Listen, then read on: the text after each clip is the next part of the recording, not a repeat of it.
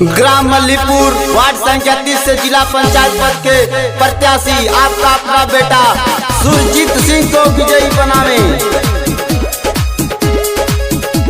सुरजीत सिंह जिंदाबाद जिंदाबाद जिंदाबाद, सुरजीत सिंह जिंदाबाद जिंदाबाद जिंदाबाद। हर माँ का बेटा है, बहनों का भाई, जनता के हक का है लड़ता लड़ाई। हर माँ का बेटा है, बहनों का भाई, जनता के हक का है लड़ता लड़ाई। मांगे आशीर्वाद झुके हो बहुआ, ए चाची अब की जितादा चुनौआ, सुरजीत सिंह के जितादा चुनौआ।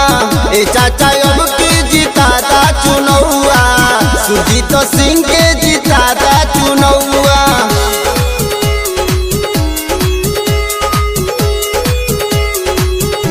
सुरजीत सिंह जिंदाबाद जिंदाबाद जिंदाबाद, सुरजीत सिंह जिंदाबाद जिंदाबाद जिंदाबाद।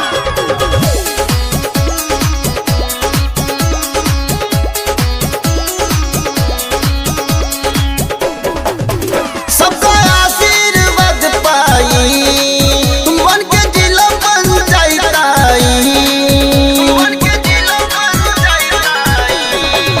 सबका आशीर्वाद पाई, बन के जिला पंचायत आई।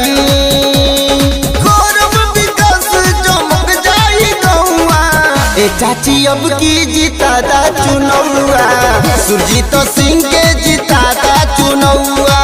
ए चाचा अब की जितादा चुनौआ, सुरजीत सिंह के जितादा चुनौआ।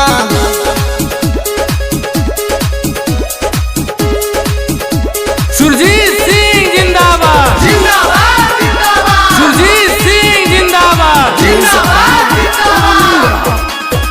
कोनो आफत बड़ी दौड़ आई, सुख दुखवा में सथवा निभाई।